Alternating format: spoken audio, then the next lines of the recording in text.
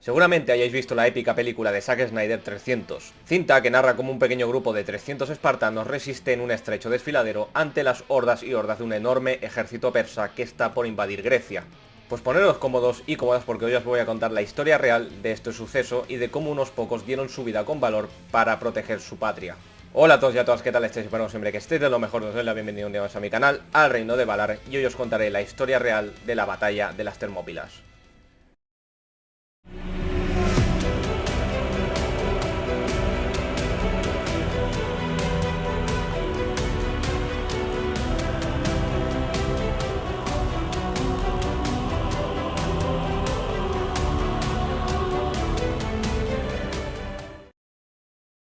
Pero antes un poco de trasfondo histórico. La expansión constante de los griegos por el Mediterráneo, tanto hacia Oriente como Occidente, les llevó a crear colonias y ciudades importantes, en las costas de Asia Menor. Estas ciudades pertenecían a la denominada Jonia helénica, la cual fue tomada totalmente por los persas tras la caída del reino de Lidia. Tras varias rebeliones de estas ciudades contra los persas se logró un equilibrio donde finalmente el imperio aqueménida les concedió una gran autonomía a cambio de fuertes tributos, a pesar de lo cual los colonos helenos siguieron aspirando a la libertad absoluta. Se sublevaron contra el poder imperial y obtuvieron algunas victorias iniciales, pero conocían su inferioridad ante el coloso asiático, por lo que pidieron ayuda a los griegos continentales. Los espartanos se negaron en un principio, pero los atenienses sí les apoyaron, dando comienzo a las guerras médicas. Las ciudades-estado de Atenas y Eretria apoyaron la revuelta jónica contra el imperio persa de Darío I, la cual tuvo lugar entre los años 499 y 494 a.C. Por aquella época el imperio persa era relativamente joven todavía, y por tanto más susceptible a la hora de sufrir revueltas entre sus súbditos.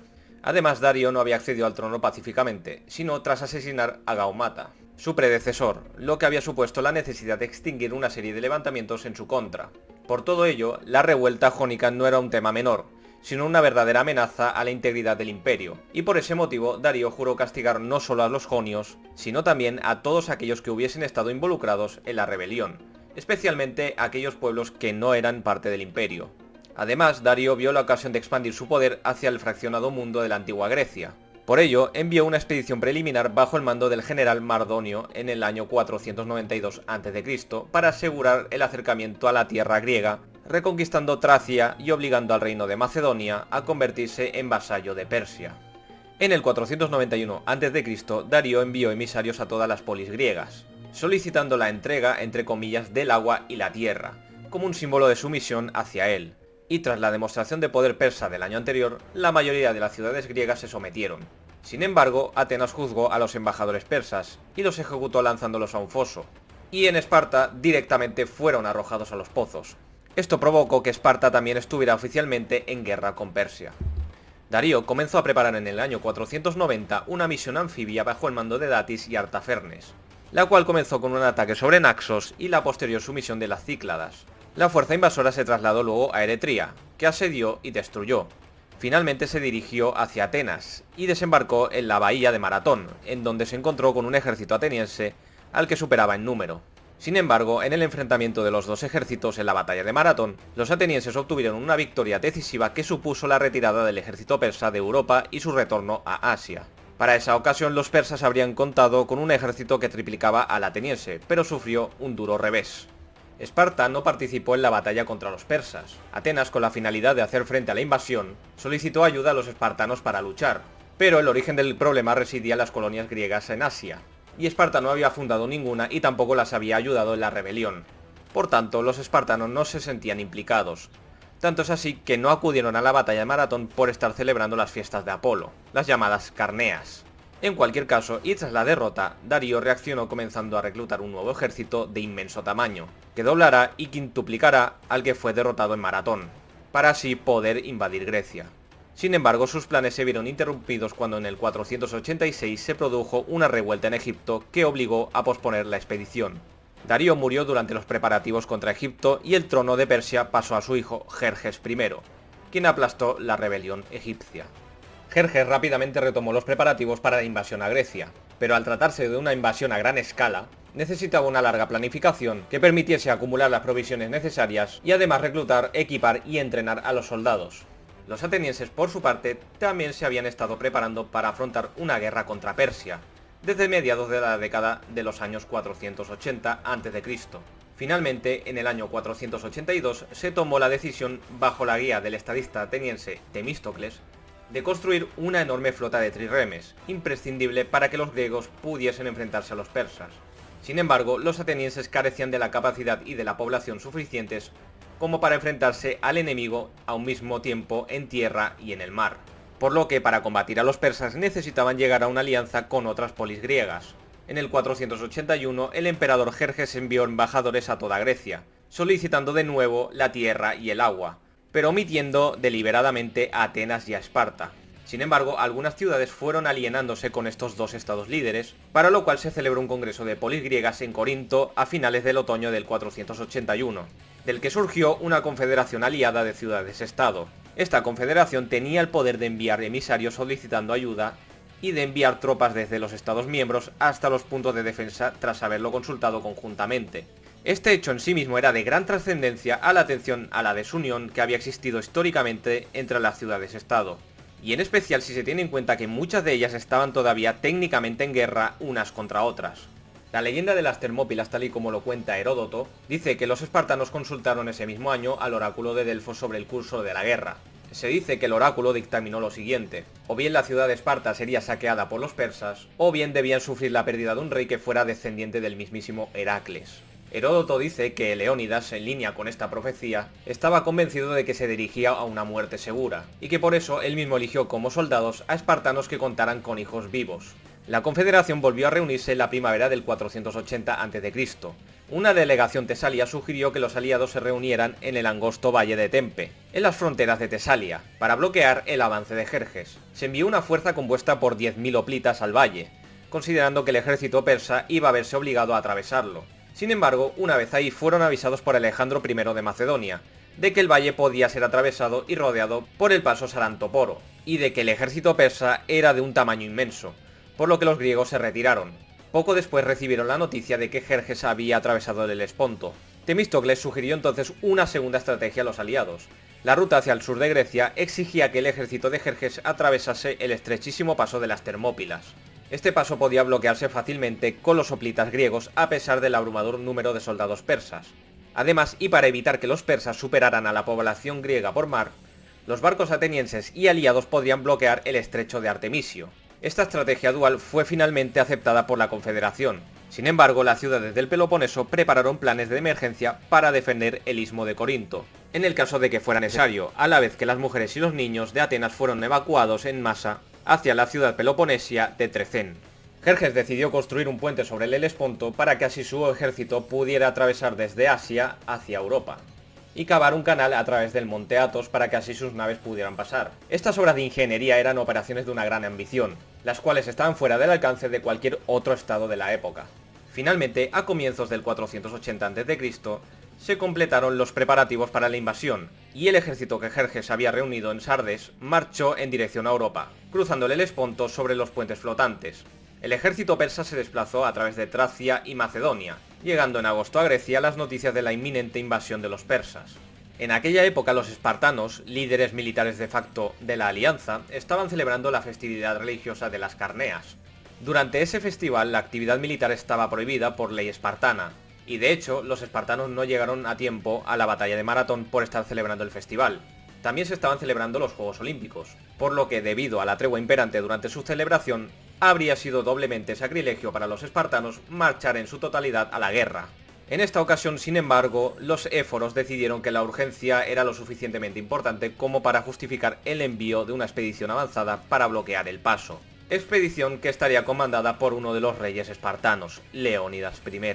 Leónidas llevó consigo a 300 hombres de la Guardia Real, así como un mayor número de tropas de apoyo procedentes de otros lugares de Lacedemonia. La expedición debería intentar agrupar al mayor número de aliados posibles, y esperar a la llegada del ejército espartano principal.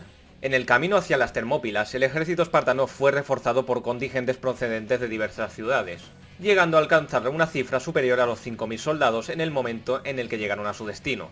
Leónidas eligió acampar y defender la parte más estrecha del paso de las Termópilas, en un lugar en el que los habitantes de Fócida habían levantado una muralla defensiva algún tiempo atrás. También le llegaron noticias a Leónidas desde la cercana ciudad de Traquinia de la existencia de un camino montañoso que podía ser utilizado para rodear el paso de las Termópilas.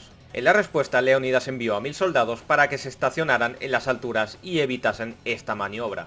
Finalmente el ejército persa fue avistado atravesando el Golfo Malíaco y acercándose a las Termópilas a mediados de agosto. Y ante este hecho, los aliados mantuvieron un consejo de guerra en el que algunos peloponesios sugirieron retirarse hasta el istmo de Corinto, para bloquear así el paso al Peloponeso. Sin embargo, los habitantes de Fócida y Lócrida, regiones cercanas a las Termópilas, se indignaron por la sugerencia y aconsejaron defender el paso a la vez que enviaban emisarios para pedir más ayuda.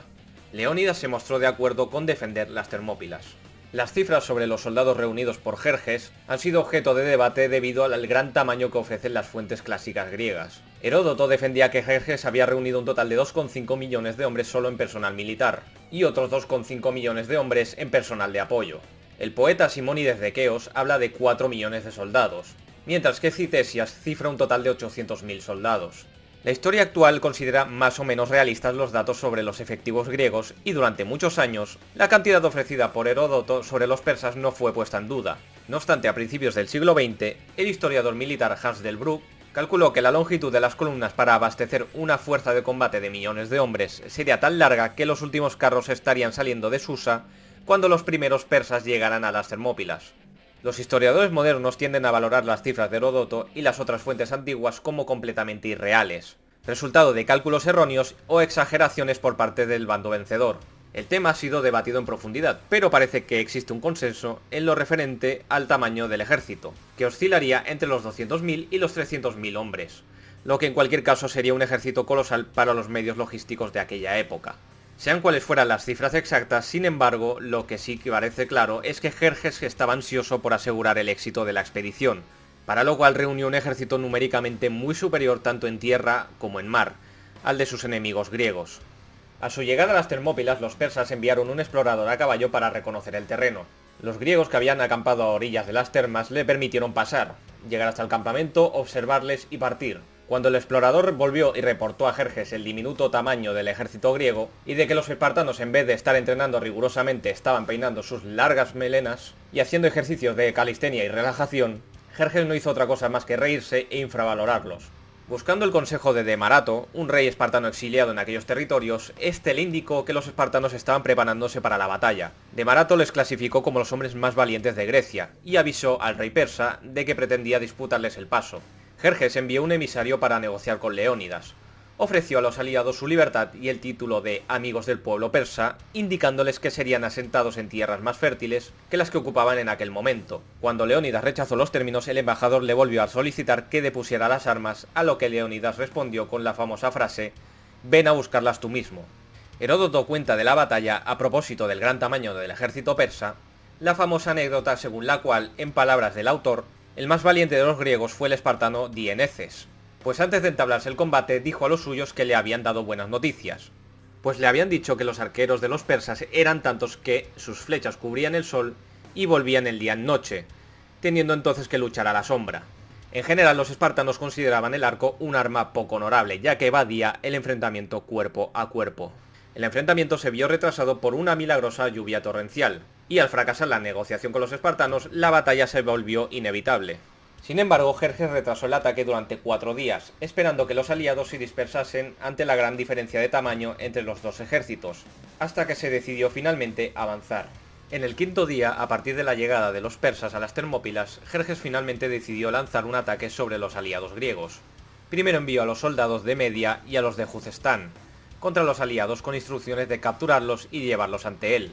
Estos contingentes lanzaron un ataque frontal contra la posición griega, que se había situado delante de la muralla fócida, en la parte más estrecha del paso. Sin embargo, se trataba de tropas de infantería ligera, numerosas pero en franca desventaja de armamento y armadura frente a los hoplitas griegos. Al parecer, iban armados con escudos de mimbre, espadas cortas y lanzas arrojadizas, poco efectivas contra la muralla de escudos y de lanzas largas de los espartanos.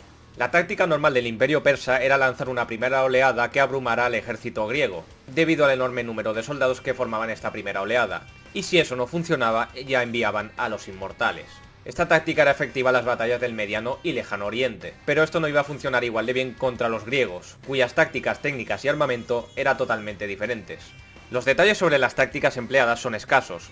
Diodoro comenta que los hombres se mantuvieron hombro con hombro, y que los griegos fueron superiores en valor y en el gran tamaño de sus escudos, lo cual probablemente describe el funcionamiento de la falange griega estándar, en la que los hombres formaban una muralla de escudos y de puntas de lanza, y que habría sido altamente efectiva si era capaz de cubrir toda la anchura del paso. Los escudos más débiles y las lanzas más cortas de los persas les impidieron enfrentarse cuerpo a cuerpo y en igualdad de condiciones con los hoplitas griegos.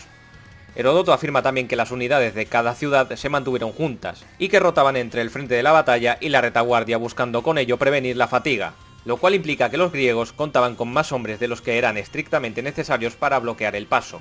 Según Heródoto, los griegos mataron a tantos persas que se dice que Jerjes se levantó del asiento, desde el cual observaba la batalla hasta en 3 ocasiones. Según Ctesias, la primera oleada fue hecha a pedazos, con tan solo 2 o 3 bajas entre los espartanos. Según Heródoto y Diodoro, el rey persa, tras haber tomado la medida del enemigo, envió sus mejores tropas en un segundo asalto ese mismo día. Los Inmortales, un cuerpo de soldados de élite formado por unos 10.000 hombres.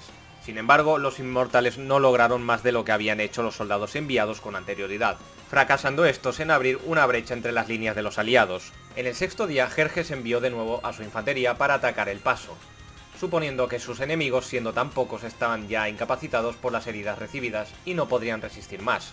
Sin embargo, los persas no lograron ningún progreso, y el rey persa finalmente detuvo el asalto y se retiró a su campamento totalmente perplejo. A finales del segundo día, y mientras el rey persa estaba valorando qué hacer, recibió la visita de un traidor griego de Tesalia llamado Efialtes, que le informó de la existencia de un paso montañoso que rodeaba las Termópilas, ofreciéndose este como guía. Efialtes actuó totalmente motivado por el deseo de una gran recompensa. Heródoto comenta que Jerjes envió a su comandante Hidarnes esa misma noche junto con los hombres bajo su mando, los Inmortales, para que rodeasen a los aliados a través del paso partiendo de noche. Al amanecer del séptimo día, los focidios que guardaban el paso sobre las Termópilas se dieron cuenta de la llegada de la columna persa por el crujido de sus pisadas sobre las hojas de los robles. Heródoto dice que se incorporaron de un salto y ciñeron sus armas. Los persas quedaron sorprendidos al verles correr rápidamente para armarse, pues no se esperaban encontrarse con ningún ejército en ese lugar. Hidarnes temió que se tratase de los espartanos, pero fue informado de Efialtes de que no lo eran. Los focidios se retiraron a una columna próxima para preparar su defensa, asumiendo que los persas habían venido a atacarles. Pero los persas, que no querían retrasarse, los acosaron con flechas mientras continuaban con su camino, buscando su principal objetivo de rodear el ejército aliado. Cuando un mensajero comunicó a Leónidas de que los focidios no habían podido defender el paso, convocó un consejo de guerra al amanecer. Algunos aliados defendieron la retirada, pero el monarca espartano decidió permanecer en el paso con sus guerreros. Muchos de los contingentes aliados eligieron en ese momento retirarse, o les fue ordenado hacerlo por el mismísimo Leónidas.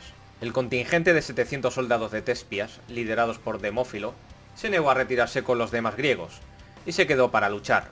También permanecieron unos 400 tebanos, así como probablemente hilotas que acompañaban a los espartanos. Las acciones de Leónidas han sido objeto de muchas discusiones. Una afirmación habitual es la que indica que los espartanos estaban obedeciendo la ley espartana de no retirarse nunca, pero parece que fue precisamente la no retirada de las Termópilas lo que hizo nacer la creencia de que los espartanos no se retiraban nunca del combate. También es posible que, recordando las palabras del oráculo de Delfos, Leónidas estuviera decidido totalmente a dar su vida para salvar Esparta. Sin embargo, dado que la profecía no hacía mención específica a Leónidas, parece una débil razón como para justificar que cerca de 1500 hombres luchasen también hasta la muerte. La teoría que quizás ofrece más credibilidad es aquella que afirma que Leónidas eligió formar una retaguardia con el fin de proteger la retirada del resto del contingente aliado. Si todas las tropas se hubiesen retirado al mismo tiempo, los persas habrían podido atravesar el paso de las Termópilas rápidamente con su caballería para luego dar caza a los soldados en retirada. Por otro lado, si todos hubieran permanecido en el paso, habrían sido rodeados y totalmente masacrados. Con la decisión de una retirada parcial, Leónidas podría salvar a más de 3000 hombres que podrían continuar la lucha más adelante. Al amanecer, Jerjes realizó una liberación religiosa. Esperó para dar a los inmortales tiempo suficiente para realizar el descenso por la montaña, y luego comenzó su avance. Los aliados en esta ocasión avanzaron más allá de la muralla, para hacer frente a los persas en la zona más ancha del paso, intentando con ello incrementar las bajas que pudieran infligir al ejército persa. Lucharon con sus lanzas hasta que todas ellas estuvieran rotas por el uso, y luego utilizaron sus espadas cortas. Heródoto cuenta que en la lucha cayeron 2 hermanos de Jerjes. Leónidas también murió en la lucha, y los dos bandos pelearon por hacerse con su cuerpo, consiguiéndolo finalmente los griegos. A medida que se aproximaban los inmortales, los aliados se retiraron y se hicieron fuertes en una colina tras la muralla. Derribado parte del muro, Jerjes ordenó rodear la colina, y los persas hicieron llover flechas sobre los defensores hasta que todos los griegos estuvieron muertos. Cuando los persas se hicieron con el cuerpo de Leónidas, Jerjes, furioso, ordenó que se le cortase la cabeza al cadáver, y que su cuerpo fuese crucificado. Heródoto hace observación de que este trato era muy poco común entre los persas, que tenían el hábito de tratar con gran honor a los soldados valientes. Tras la partida de los persas, los aliados recuperaron los cadáveres de sus soldados, y los enterraron en la colina. Casi 2 años después, cuando finalizó la invasión persa, se erigió una estatua en forma de león en las Termópilas, para conmemorar a Leónidas. 40 años después de la batalla, los huesos de Leónidas fueron llevados de vuelta a Esparta, en donde fue enterrado de nuevo con todos los honores, y posteriormente se celebraron juegos funerarios anuales en su memoria. Según Heródoto, la batalla supuso un gran número de vidas. Actualmente por parte de los persas se calcula que hubo unos 20.000 bajas, a diferencia de los aliados que tan solo tuvieron 2.000, teniendo en cuenta la enorme diferencia numérica que había entre un ejército y el otro. Y nada, hasta aquí voy a dejar la épica historia de la batalla de las Termópilas. Espero que os haya gustado, si es así le dejáis un buen like, suscribiros si queréis ver más vídeos así, más contenido como este. Recordad que me podéis seguir en las distintas redes sociales, tanto Instagram, TikTok o Twitch, que son las redes sociales donde más activo estoy últimamente. Y nada, gente, nos vemos en el siguiente vídeo, que como siempre digo, espero que sea hasta dentro de muy poquito. Nos vemos y chao.